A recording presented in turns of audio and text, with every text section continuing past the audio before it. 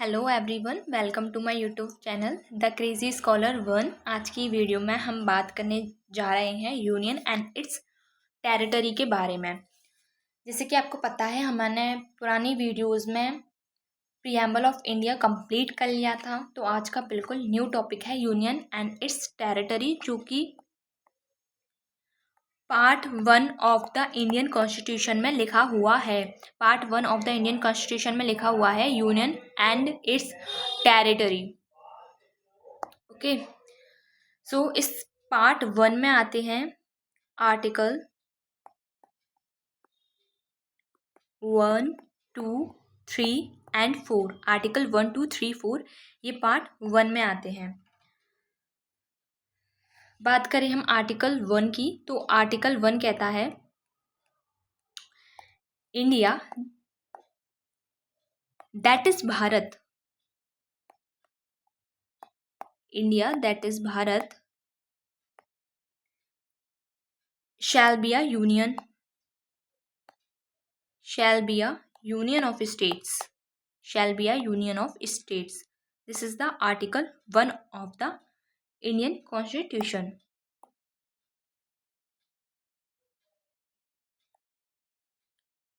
Union of states. India और भारत ये दोनों नाम यूज हुए हैं हमारे कॉन्स्टिट्यूशन के आर्टिकल 1 में। जो इंडिया नेम है ये क्या बताता है हमें? ये बताता है कि इसी से हमारी पॉलिटिकल आइडेंटिटी है। That is the political identity India name से हमारी, राइट। और जो भारत नेम है वो हमारा सिविलाइजेशनल नेम है।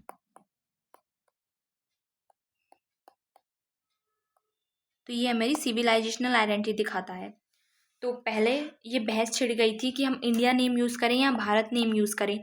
तो इसलिए हमारे कॉन्स्टिट्यूशनल मेकर्स ने इंडिया दैट इज़ भारत करके दोनों नेम यानी कि political identity as well as civilisational identity को अडॉप्ट किया। जो स्टेट्स और उसकी टेरिटरी के बारे में हमारे फर्स्ट शेड्यूल में लिख रहा है। जो हमारा फर्स्ट शेड्यूल है वो स्टेट्स, उनके नेम, उनकी बाउंड्रीज, उनके डिस्ट्रिक्ट वगैरह के बारे में कौन बताता है? फर्स्ट शेड्यूल बताता है। अगर हमें किसी भी एरिया को मर्ज करना है या उसे कम करना है, किसी भी टेरिटरी के एरिया को हमें सीड अवे करना है, तो इसके लिए हमें फर्स्ट शेड्यूल में थोड़ा सा चेंज करना पड़ेगा, राइट। यहाँ पर हम टेरिटरी की बात करते हैं, राइट। तो टेरिटरी में क्या क्या चीज़ें आती हैं? टेरिटरी में एक तो आती है जो स्टेट है उसकी खुद की टेरिटरी, जैसे कि राजस्थान है, राजस्थान का खुद का एरिया। आंध्र प्रदेश है, आंध्र प्रदेश का खुद का एरिया। तेलंगाना का, यूटीज़, जितनी भी यूटीज़ हैं जो कि फर्स्ट शेड्यूल में लिखी हुई हैं, वो सारी यूटीज़ आएंगी, स्टेट्स आएंगे जो फर्स्ट शेड्यूल में लिखे हुए हैं। इसके साथ साथ वो सारी टेरिटरीज आएंगी जिसको हमने एक्वायर्ड किया है। एक्वायर करने का मतलब है, फॉर एग्जाम्पल कल को हम लाहौर को इंडिया का पार्ट बना लें तो भी वो टेरिटरी मानी जाएगी, ठीक है। एक टर्म हमें समझना ज़रूरी है, दैट इज़ फेडरलिज्म। फेडरलिज्म क्या होता है? फेडरलिज्म होता है कॉन्स्टिट्यूशनली, इस वर्ड को याद रखना, constitutionally allocated distribution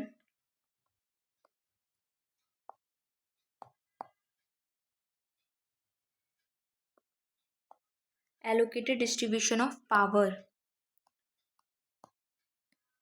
that is the terminology of federalism. ये बहुत इंपॉर्टेंट है कि फेडरलिज्म की एक सिंपल डेफिनेशन, फेडरलिज्म मतलब constitutionally allocated distribution of power, यानी कि पावर का डिस्ट्रीब्यूशन होगा। कॉन्स्टिट्यूशन ने जिस तरह से पावर को डिस्ट्रीब्यूट किया है उसी तरह से पावर का डिस्ट्रीब्यूशन होगा बिटवीन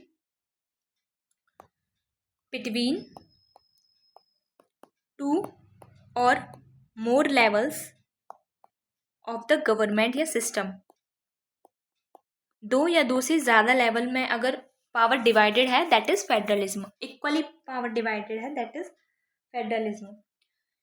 इसमें हम एक एग्जाम्पल पढ़ते हैं फेडरलिज्म का, दैट इज यूएसए। यूएसए का हम एग्जाम्पल पढ़ते हैं कि यूएसए एक फेडरल स्टेट है, बट ना 1776 से पहले यूएसए फेडरल नहीं था।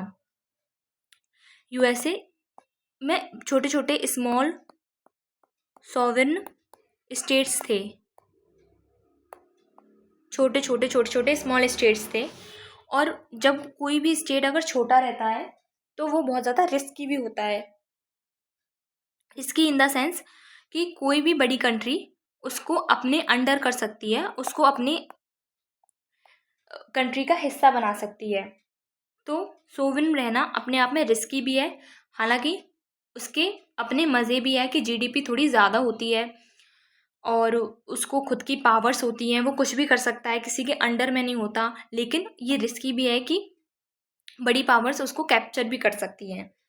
सो ये जो छोटे छोटे सॉवरेन स्टेट थे, इन्होंने क्या किया, इन्होंने डिसाइड किया कि वो संग आएंगे और एक यूनिट बनाएंगे, यूनाइट होकर एक यूनिट बनाएंगे, that is USA, United states of America उन्होंने बनाया विया एग्रीमेंट किया उन्होंने इस चीज़ को लेकर कि हमें एक स्टेट बनानी है, बड़ी स्टेट बनाएंगे, हम एक फेडरल स्टेट बनाएंगे जो कि हमें छोटी छोटी स्मॉल सॉवरेन स्टेट को प्रोटेक्ट करेगी। तो इन्होंने क्या किया, constitutionally allocated distribution of power, constitutionally allocated distribution of power, इसको हम क्या बोलते हैं, यूएसए का जो सिस्टम है इसको हम बोलते हैं that is true federation, true federation. इसी का दूसरा नाम है coming together type of federation. Coming together type of federation हम क्यों बोल रहे हैं, क्योंकि वो लोग साथ आए। इंडिया का केस में वो लोग साथ नहीं आए थे, अभी हम इंडिया के केस की बात करते हैं, ठीक है। जब इंडिया को आज़ादी मिली तो ब्रिटिशर्स इंडिया को छोड़ के गए थे, एक लार्ज यूनिट थी तब इंडिया, राइट, मतलब छोटी छोटी यूनिट नहीं थी। तो लार्ज यूनिट के एडमिनिस्ट्रेशन को अच्छा चलाने के लिए, फॉर द एडमिनिस्ट्रेटिव कन्वेनियंस, हमने क्या किया, इंडिया को स्मॉल यूनिट्स में कार्व आउट कर दिया, स्मॉल यूनिट में कार्व्ड आउट कर दिया, दैट इज मतलब छोटे छोटे हिस्सों में उसको बांट दिया, उसको अलग कर दिया छोटे छोटे हिस्सों में। लेकिन ये जो छोटे छोटे यूनिट्स थे वो अपने आप में सॉवरेन नहीं थे, जो कि यूएसए के केस में था कि वो छोटे यूनिट्स सॉवरेन थे, पर हमारे केस में वो सॉवरेन नहीं थे। यानी कि हमने इसी हिस्से से बनाया, तो इसको हम बोलते हैं holding together type of federation. Holding together मतलब हमने पकड़ के रखा है उनको, that is holding together type of federation. और कोई भी एग्रीमेंट भी नहीं हुआ है, जब हमने खुद ने कार्व आउट किया तो ऑब्वियसली एग्रीमेंट नहीं हुआ होगा। यूएसए के केस में छोटे छोटे स्मॉल यूनिट्स खुद आए थे, इसलिए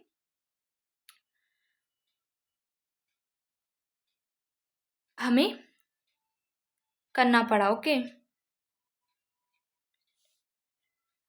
इसी को हम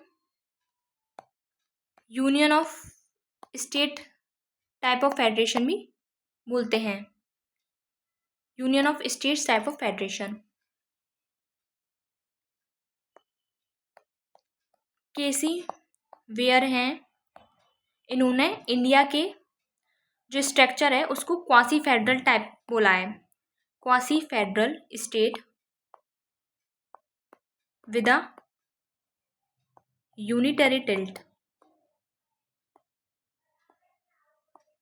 क्वासी मतलब होता है फॉल्स, यानी कि केसी वेयर ने बोला है कि ये फॉल्स फेडरल है और इसमें यूनिटरी टिल्ट ज़्यादा है। इंडिया का जो स्ट्रक्चर है वो quasi federal state with unitary tilt है, और ऐसा ही बिल्कुल सिमिलर है कनाडा का।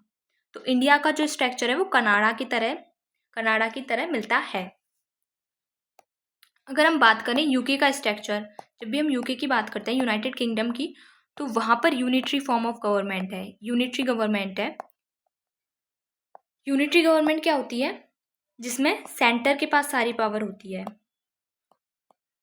यूके में जो लंदन है, लंदन बेस्ड पावर है सारी, राइट।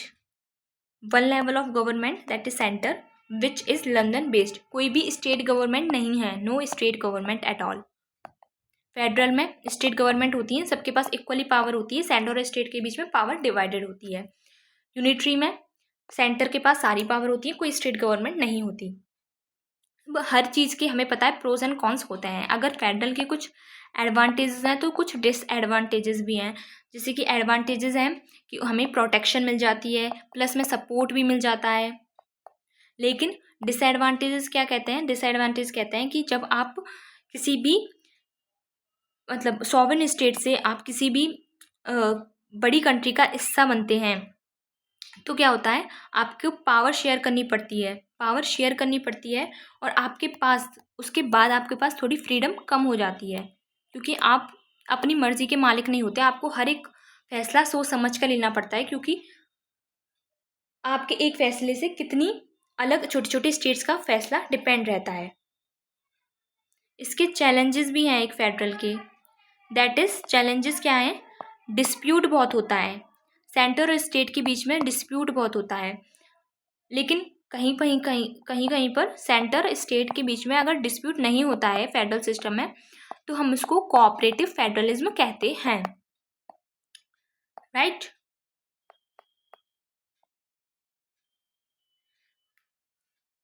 अब एक सवाल ये भी आता है कि जब यूके का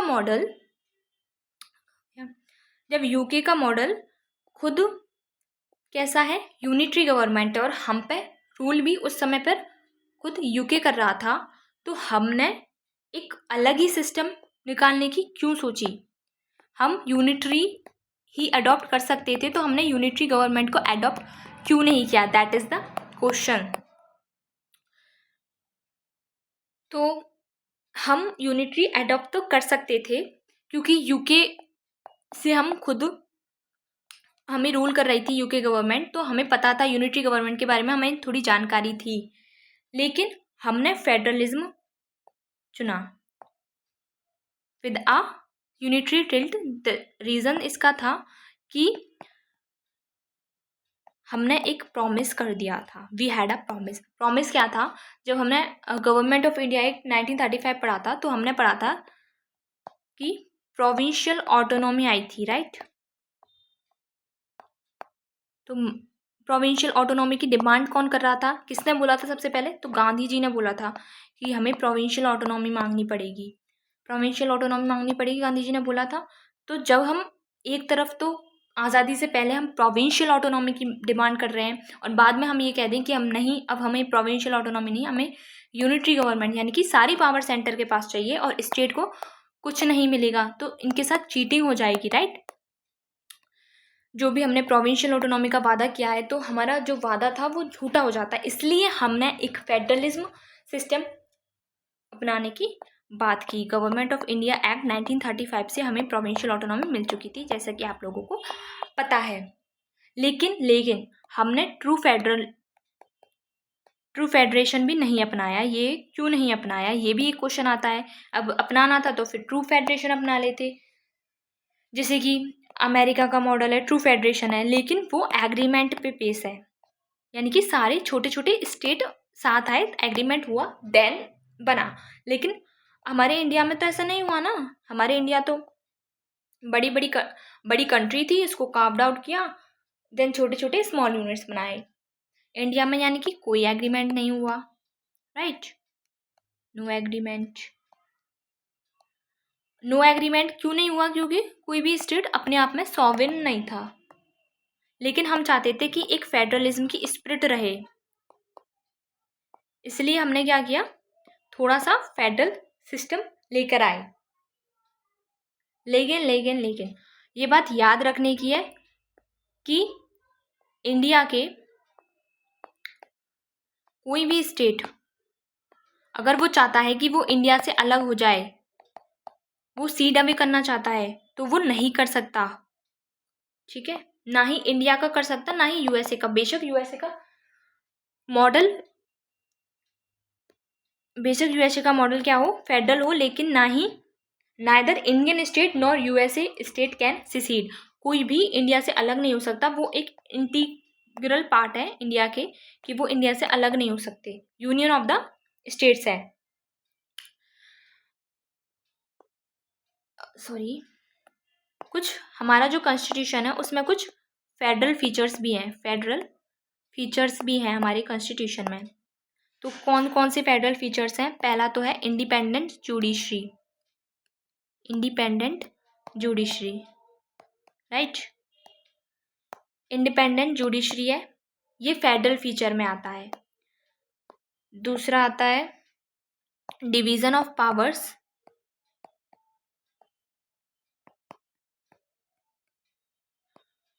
पावर्स का डिवीजन भी है कॉन्स्टिट्यूशन में, पावर्स का डिवीजन भी लिखा हुआ है। थर्ड वन इज बाइकैमरलिज्म, ठीक है, independent judiciary, division of powers and bicameralism, ये तीनों चीजें हमारे कॉन्स्टिट्यूशन में लिखी हुई है। बाइकैमरलिज्म यानी कि राज्यसभा अपनी अलग है, लोकसभा अपनी अलग है, काफ़ी सारे स्टेट्स में भी लेजिस्लेटिव असेंबली है,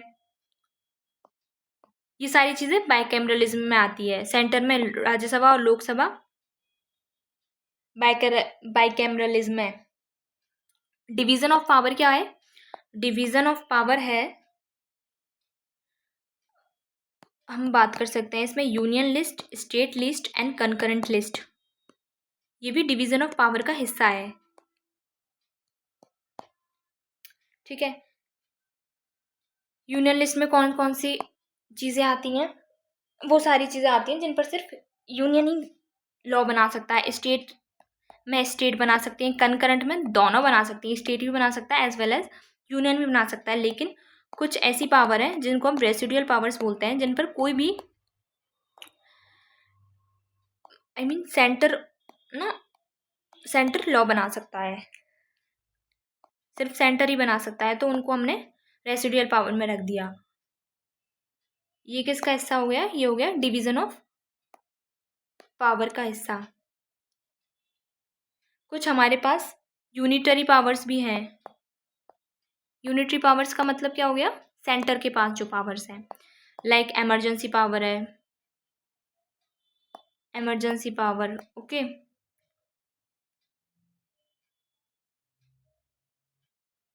एमरजेंसी पावर है।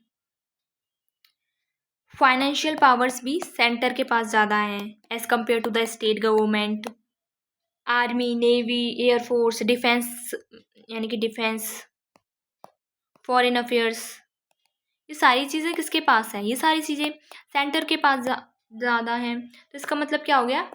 Unitary powers, that is unitary tilt हो गया हमारे, ठीक है। जो केसी वीआरए था, केसी वीआरए ने तो क्या बोला? इंडिया का क्वासी फेडरल है, quasi federal with unitary tilt, यानी कि यूनिटरी टिल्ट है। लेकिन है ना, इंडिया का ना खुद का मॉडल है, ऑन मॉडल है, ओन ब्रांड, खुद की ब्रांड है एक फेडरलिज्म की, जिसमें थोड़ी स्ट्रॉन्ग सेंट्रल टेंडेंसी है, strong central, strong central tendency, ठीक है, स्ट्रॉन्ग सेंट्रल टेंडेंसी है। जब हमें पता है अपना खुद का मॉडल है, तो उसने क्वासी, क्वासी यानी कि मैंने पहले बताया फॉल्स है, फॉल्स फेडरल क्यों बोला? जो केसी वीआरए था ना, वो एक वेस्ट सेंट्रिक था, वेस्ट सेंट्रिक स्कॉलर था, यानी कि उसे जो लगता था कि जो अमेरिका का है वो सही है, बाकी जो कंट्रीज़ हैं वो रॉन्ग है। उसके लिए अमेरिका जो करती है, अमेरिकन कॉन्सेप्ट है, वो सारे राइट हैं, अदर कंट्रीज़ के सब खराब हैं। इसलिए उसने ऐसा बोल दिया। हमारे इंडिया के खुद के ब्रांड, फेडरलिज्म के खुद के ब्रांड की जगह हमने, अब क्वेश्चन ये भी आता है कि हमने स्ट्रॉन्ग सेंट्रल टेंडेंसी क्यों चुनी? तो इसका भी है ना एक रीज़न है। इंडिया जब इंडिपेंडेंट हुआ ना, इंडिया की जब इंडिपेंडेंस मिली तो बहुत अनस्टेबल था, जैसे कि हम सब पढ़ते भी हैं कि सारे जो राजा महाराजा थे वो काफ़ी सारे ऐसे थे जो पाकिस्तान में मिलना चाहते थे, खुद जो थे काफ़ी थे जो खुद इंडिपेंडेंट रहना चाहते थे। तो उस समय वो अनस्टेबल यूनियन था। और ब्रिटिशर्स जो थे ना, ब्रिटिशर का सिंपल सा इंटेंट था कि इंडिया किसी तरह से भी टूट जाए। ब्रिटिशर्स चाहते ही यही थे कि इंडिया टूट जाए। इसको क्या बोलते हैं? इसको बोलते हैं बाल्कनाइजेशन। अगर इंडिया टूट जाता तो दैट इज बाल्कनाइजेशन, और ब्रिटिशर का इंटेंट यही था, बाल्कनाइजेशन। तो उस समय के जो नेहरू और अदर्स लीडर्स थे ना, नेहरू जी थे, अदर्स लीडर्स भी थे, तो उन्होंने बोला यार हमें ना एक सेंटर में ज़्यादा पावर होनी चाहिए, ताकि जो भी स्टेट कोई भी अलग अगर गलत डिमांड करती है स्टेट, तो हमारे पास इतनी पावर तो हो कि हम स्टेट को समझा पाएँ या फिर स्टेट कुछ भी गलत स्टेप ना उठा पाए। इसलिए उन्होंने बोला we should have a strong centre to ensure a no separation, कि कोई भी सेपरेशन ना हो, इस बात की ध्यान रखा जाए। That's why we choose more power in the centre. That is the article 1 of the Indian constitution. ये तो बेसिक्स हो गए। आर्टिकल 1 भी हो गया। आर्टिकल 1 क्या कहता है? India that is Bharat shall be union of state. Article 2 की अगर हम बात करें तो आर्टिकल 2 में आपको 2 वर्ड याद रखने हैं, एडमिट एंड एस्टेब्लिश। यानी कि इन 2 वर्ड्स का सिंपल सा मतलब ये है, आर्टिकल 2 कहता है कि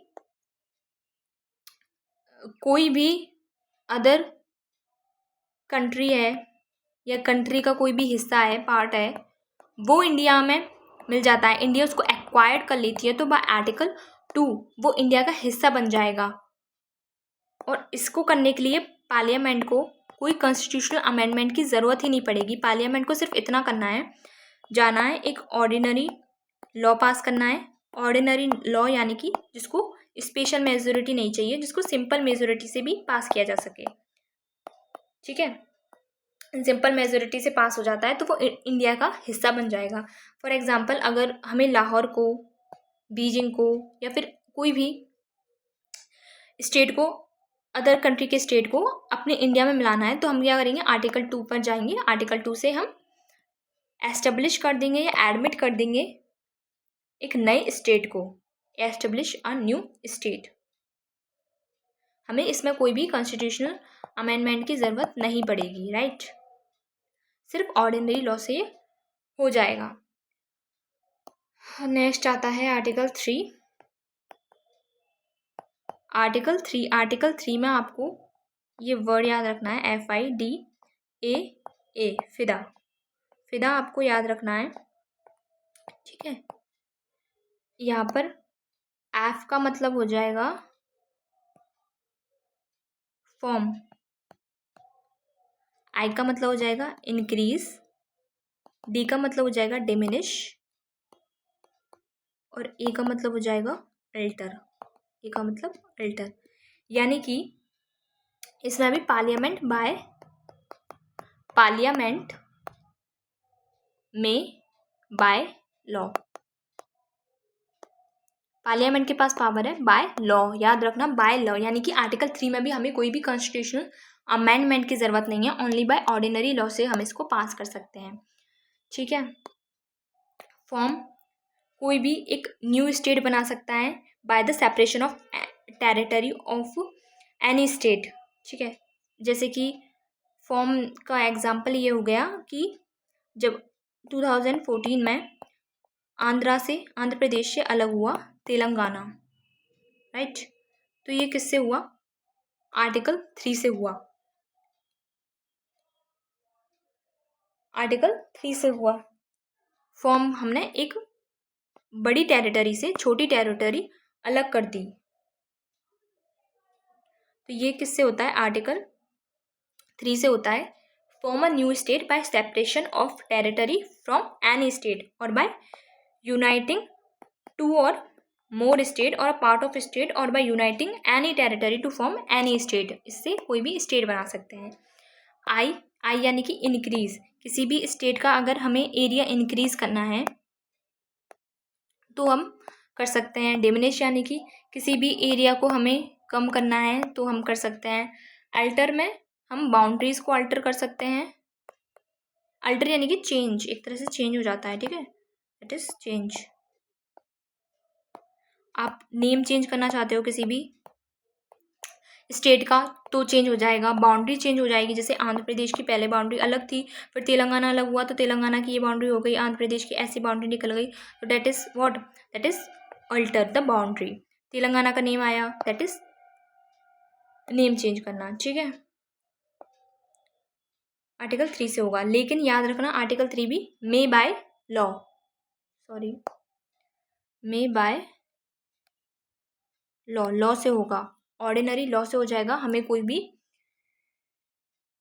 चेंज करने की ज़रूरत नहीं है, कॉन्स्टिट्यूशनल अमेंडमेंट करने की ज़रूरत नहीं है। इसमें आप एक चीज़ याद रखना हमेशा, अगर हमें कोई भी नेम चेंज करना है किसी भी स्टेट का, उसकी बाउंड्री चेंज करनी है, इससे रिगार्डिंग हमें एक बिल बनाते हैं सबसे पहले, राइट। तो बिल बनेगा सबसे पहले, बिल पार्लियामेंट में इंट्रोड्यूस होने से भी पहले क्या होगा, उसमें प्रेसिडेंट जो है, प्रेसिडेंट की रिकमेंडेशन होनी चाहिए। अगर प्रेसिडेंट रिकमेंड करते हैं देन वो बिल आगे जाके पास होगा। प्रेसिडेंट इसके बाद क्या करेंगे, प्रेसिडेंट एक एडिशनल कंडीशन ये है कि अगर किसी भी स्टेट को इस बिल से कोई भी आपत्ति होती है या फिर स्टेट से रिलेटेड ये बिल है, किसी भी स्टेट को ये बिल अफेक्ट कर रहा है, तो प्रेसिडेंट क्या करेगा, उस बिल को स्टेट लेजिस्लेटिव असेंबली में देगा, एक टाइम पीरियड के साथ, एक डेफिनेट टाइम पीरियड फिक्स कर देंगे, उस टाइम पीरियड के साथ वो देगा लेजिस्लेटिव असेंबली को बिल। स्टेट लेजिस्लेटिव असेंबली जो होगी वो अगर और पीरियड मांगना चाहेगी तो वो फर्दर टाइम उसको एक्सटेंड कर दिया जाएगा, लेकिन बाय प्रेसिडेंट। अगर प्रेसिडेंट चाहेंगे तो ही टाइम एक्सटेंड होगा, अगर नहीं चाहेंगे तो नहीं होगा।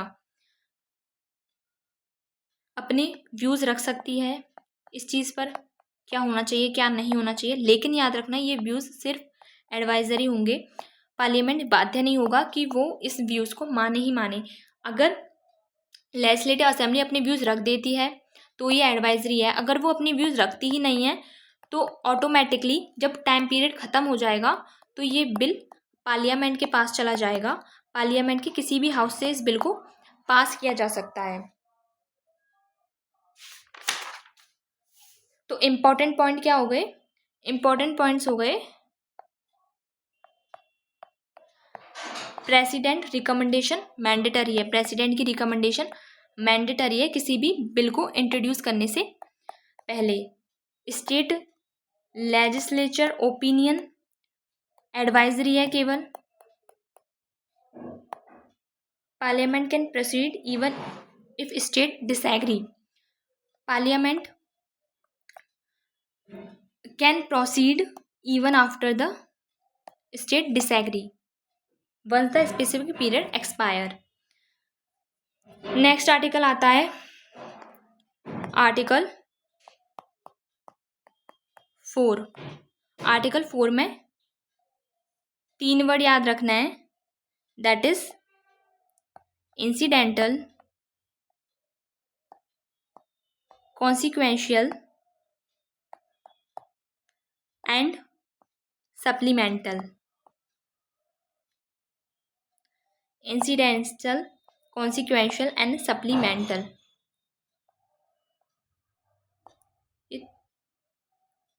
ये 3 वर्ड याद रखने हैं। आर्टिकल 4 कहता है, आर्टिकल 4 कहता है कि आर्टिकल 4 क्या कहता है, आर्टिकल 4 कहता है जैसे कि जब भी हम एक नई स्टेट बना रहे हैं तो ये ऑब्वियसली यही बात है कि हमें नई स्टेट के लिए हर एक चीज़ चाहिए, उसके लिए अलग नेम चाहिए, उसके लिए अलग स्टेट लेजिस्लेटिव असेंबली बनेगी, उसके लिए अलग सर्विस बनेगी, सर्विस पब्लिक कमीशन, ठीक है। उसके लिए अदर बाकी सारे जो अलग स्टेट के जो भी फंक्शन होते हैं उसके करने के लिए अलग सब चीज़ अलग होगी। तो इन सब चीज़ों को कौन हैंडल करेगा, आर्टिकल 4 के तहत होगी वो। यानी कि बाकी की चीज़ें इंसिडेंशियल हो, कंसिक्वेंशियल हो, सप्लीमेंटल प्रोविजन जो होते हैं वो सारी चीज़ें आर्टिकल 4 के अंदर आएंगी। इसमें भी हमें कोई भी कॉन्स्टिट्यूशनल अमेंडमेंट करने की ज़रूरत नहीं है, केवल ये ऑर्डिनरी लॉ से पास हो जाएगा, पार्लियामेंट कर सकती है इसको पास। यानी कि आर्टिकल 2, 3 एंड 4 इनमें कोई भी कॉन्स्टिट्यूशनल अमेंडमेंट की ज़रूरत नहीं पड़ती है, ये केवल एक ऑर्डिनरी लॉ से पास किए जा सकते हैं। बट लेकिन याद रखना, सिक्किम का अलग केस था। सिक्किम को जब हमने इंडिया का हिस्सा बनाया था तो हमने कॉन्स्टिट्यूशनल अमेंडमेंट की थी, that is 36th constitutional amendment act 1975। हमें ये इसलिए करना पड़ा था क्योंकि जो सिक्किम था वो इंडिया का पहले से ही प्रोटेक्टोरेट था। प्रोटेक्टोरेट मतलब क्या होता है? प्रोटेक्टोरेट मतलब होता है कि जो एक्सटर्नल अफेयर्स थे वो इंडिया संभालता था, जबकि इंटरनल अफेयर्स खुद सिक्किम संभालता था। ठीक है, तो प्रोटेक्टोरेट से लेकर कोई भी हमारे कॉन्स्टिट्यूशन में बात ही नहीं की गई थी, इसलिए हमें एक अमेंडमेंट करके कॉन्स्टिट्यूशन में प्रोटेक्टोरेट वर्ड को जोड़ना पड़ा। देन हमने उसको सिक्किम को हिस्सा बनाया। ठीक है, सिक्किम का एक स्पेशल केस था, ये याद रखना। बाद में हमने कॉन्स्टिट्यूशन से दोबारा अमेंडमेंट करके प्रोटेक्टोरेट को हटा भी दिया था, ये भी याद रखना। लेकिन हमने क्यों किया? क्योंकि सिक्किम प्रोटेक्टोरेट था। कॉन्स्टिट्यूशनल अमेंडमेंट हम कौन से एक्ट से, कौन से आर्टिकल के अंडर करते हैं? अंडर आर्टिकल 368 का यूज़ करके हम कॉन्स्टिट्यूशनल अमेंडमेंट करते हैं। ये बात याद रखना कि बेशक आर्टिकल 2, 3, 4 हम चेंज कर रहे हैं, यानी कि कॉन्स्टिट्यूशन में भी उसमें चेंज आ रहे हैं, लेकिन हम उसको कॉन्स्टिट्यूशनल अमेंडमेंट नहीं बोलेंगे।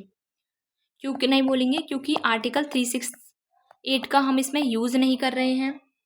हमें स्पेशल मेजोरिटी की भी ज़रूरत नहीं है, जबकि हमें जब अमेंडमेंट करना होता है तो हमें आर्टिकल 368 का यूज़ करना होता है, प्लस में स्पेशल मेजोरिटी भी हम यूज़ करते हैं, प्लस में स्टेट रेक्टिफिकेशन भी हमें ज़रूरत नहीं पड़ती है, इसलिए हम इसको कॉन्स्टिट्यूशनल अमेंडमेंट नहीं बोलते हैं। तो तीनों पॉइंट याद रखना, क्यों नहीं बोलते कॉन्स्टिट्यूशनल अमेंडमेंट? आर्टिकल 368 की वजह से, स्पेशल मेजोरिटी की वजह से और स्टेट रेक्टिफिकेशन की वजह से हम नहीं बोलते हैं इसको कॉन्स्टिट्यूशनल अमेंडमेंट। जो हमारा आर्टिकल 4 है ना, आर्टिकल 4 जो है उसका संबंध 2 शेड्यूल से है। एक तो फर्स्ट शेड्यूल है और एक 4th शेड्यूल है। दोनों शेड्यूल से संबंध रखता है हमारा आर्टिकल 4। फर्स्ट शेड्यूल तो हमने पढ़ लिया था, क्या कहता है? सारी नेम्स जो हैं टेरिटरीज के, स्टेट की जो नेम वगैरह हैं, वो सारी चीज़ें फर्स्ट शेड्यूल में आती हैं। 4th शेड्यूल कहता है allocated seats of Rajya Sabha. Rajya Sabha की कितनी सीट से हैं, ये सारी चीज़ें किस में लिखी हुई हैं? ये लिखी हुई है 4th शेड्यूल में। ऑब्वियसली अगर हमें राज्यसभा की सीट्स को, अगर कोई नई स्टेट बनेगी तो उसे राज्यसभा की सीट्स भी मिलेंगी, तो राज्यसभा की सीट में भी चेंज करना पड़ेगा, तो हमें 4th शेड्यूल में भी चेंज करना पड़ेगा आर्टिकल 4 के अंडर। ठीक है, जब इंडिया को इंडिपेंडेंस मिली इंडिया को, तो इंडिया बहुत लार्ज था।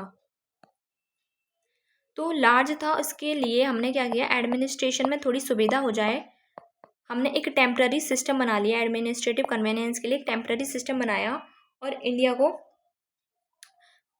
पार्ट्स में बांट दिया कुछ में, जैसे कि part A, B, C and D, इन 4 पार्ट्स में बांट दिया इंडिया को। ठीक है, पार्ट ए क्या कहता है? पार्ट ए कहता है उस समय ब्रिटिश टाइम में जो भी गवर्नर्स के प्रोविंसेस थे, गवर्नर्स के जो प्रोविंस थे वो सारे इसी में आ गए, पार्ट ए में। पार्ट बी में आया प्रिंसली स्टेट। ये सारे याद रखना, ब्रिटिश टाइम की बात कर रही हूँ मैं। ब्रिटिश जब इंडिया पर रूल कर रहे थे उस समय की बात है कि गवर्नर प्रोविंस, जैसे कि बंगाल हो गया, ठीक है, मद्रास हो गया। प्रिंसली स्टेट में हमारा पूरा राजपुताना था, हैदराबाद था, ये सब प्रिंसली स्टेट हो गए। सी से चीफ कमिश्नर प्रोविंसेस हो गए। और डी में हमने केवल एक रखा था, अंडमान एंड निकोबार आइलैंड, ये आर्टिकल डी में रखा था। चीफ कमिश्नर प्रोविंस अजमेर था उस समय, दिल्ली था,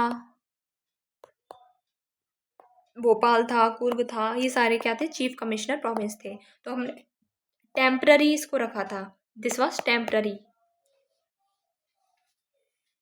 तो इसलिए हमें रीऑर्गेनाइजेशन की, टेम्पररी था तो हमें रीऑर्गेनाइजेशन की ज़रूरत पड़ी।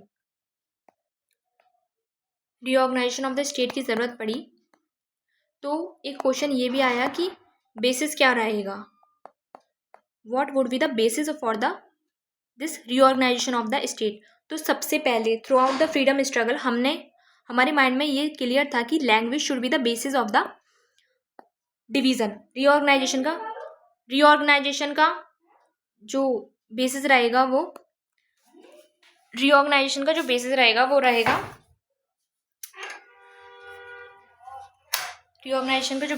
लैंग्वेज रहेगा। But after the freedom struggle India क्या हो गया, इंडिया डिवाइड हो गया। जब इंडिया डिवाइड हुआ ना, तो सारे लीडर्स को ये डर हो गया कि अगर हम अभी लिंग्विस्टिक सर्वे यानी कि लिंग्विस्टिक बेसिस पर अगर हम इंडिया को डिवाइड करते हैं, तो इंडिया पूरी तरह से दोबारा सेपरेट हो जाएगा, डिवाइड हो जाएगा। ये थोड़ा सा डर बैठ गया था। फ्रीडम स्ट्रगल के टाइम पर हम क्लियर थे कि हमारा बेसिस क्या रहेगा, लैंग्विस्टिक बेसिस रहेगा। बट इंडिपेंडेंस के बाद सारी चीज़ें बदल चुकी थी, कुछ भी सेम नहीं था। क्योंकि जब हम ये कह रहे थे कि लिंग्विस्टिक सर्वे होगा, लिंग्विस्टिक सर्वे के बेसिस पर हम सेपरेट करेंगे रीजन्स को, तो हमने पार्टीशन की नहीं सोचा था कि कभी इंडिया का पार्टीशन भी होगा। हम पाकिस्तान को भी उसी समय अपना हिस्सा मान रहे थे, इसलिए थोड़े हम शॉक थे। इसलिए कमिटीज़ बैठाई गई, काफ़ी